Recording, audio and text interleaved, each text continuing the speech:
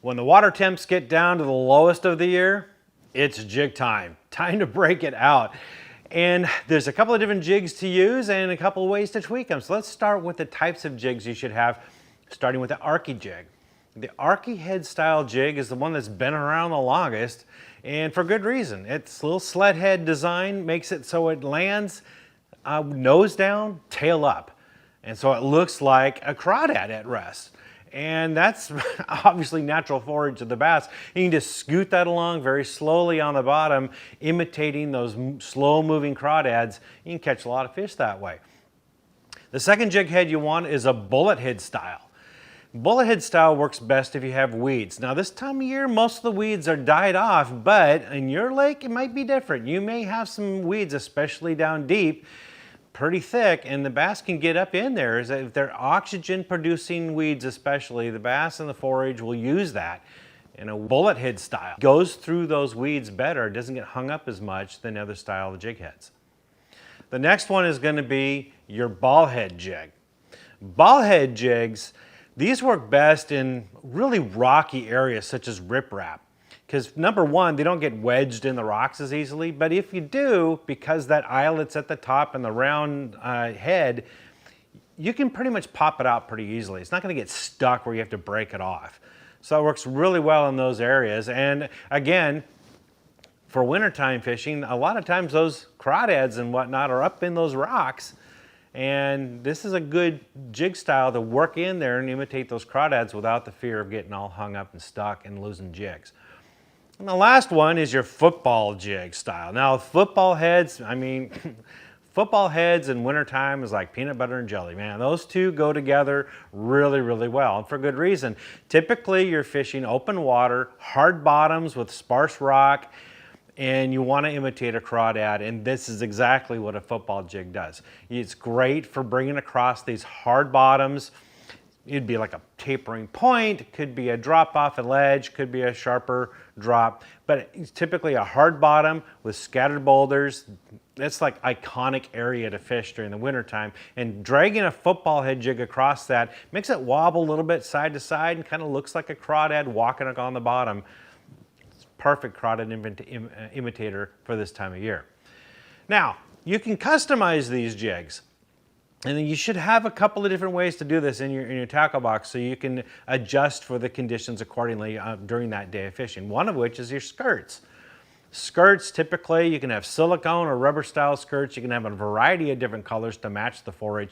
Typically your brown hues and green hues are the best to use. As you get a little bit deeper or darker outside, maybe it's cloudy, you can go with your black and blue jigs. That's an old standby, works very, very well.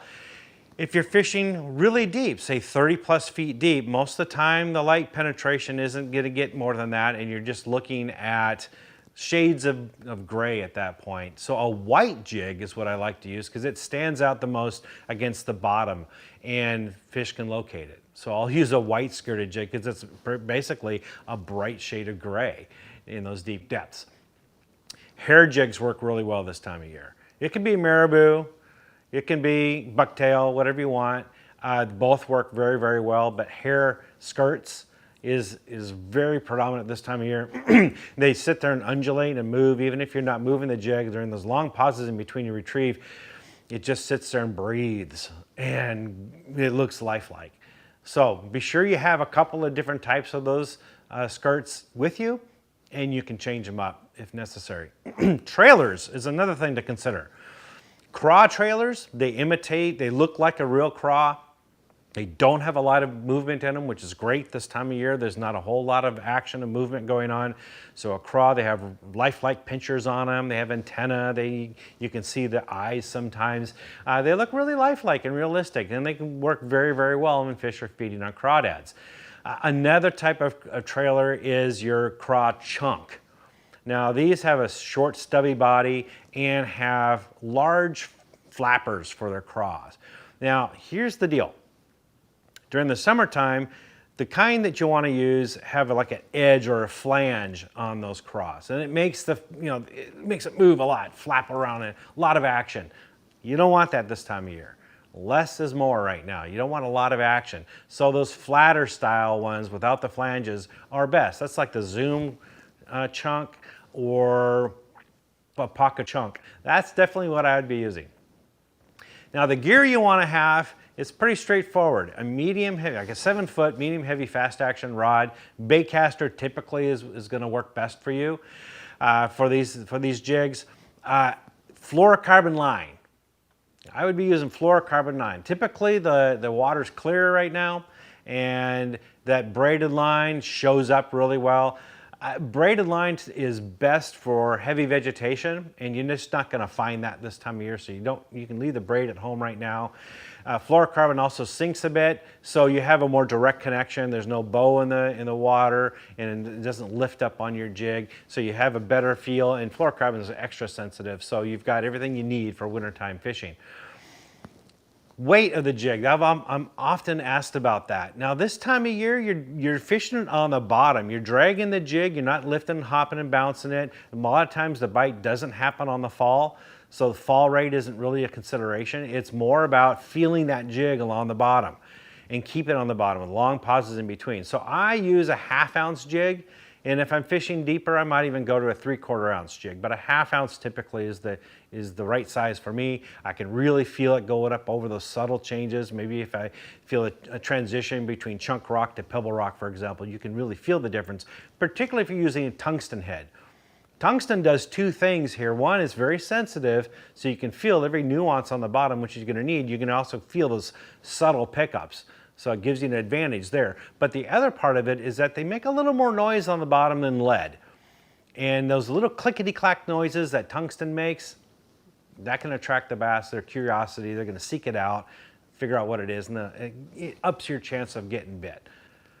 Now, as I mentioned, you don't have a lot of weeds this time of year, so you don't need a really long weed guard on your jigs. As a matter of fact, you might even try an open jig, with one that doesn't have a weed guard. But if you don't have that, you can cut down your weed guard, shorten it up a bit. This is going to improve your hookup ratio a lot. You won't have that weed guard in the way, and you're not going to get more hangups because you're not fishing in these weeds. So trim your weed guard. That's a one little tip. The other thing to do is to make sure your hooks are sharp. A lot of times you're dragging it through rocks, whether it's riprap or hard bottom and sparse rocky areas. You can dull a hook really easy or even bend the hook point without even knowing it. You just won't even feel it, especially those ultra sharp hook points. There's not much metal there, and it doesn't take much to dull them or to bend them. So keep checking your hook points throughout the day and sharpen them as necessary, and you're not going to miss any fish. I promise you, you're not going to have a ton of bites this time of year, so every bite is precious. You want to make sure that you hook them, so check your hook points and make sure it's good and sharp so you're ready when that fish bites. Hope that helps. For more tips and tricks like this, visit bassresource.com.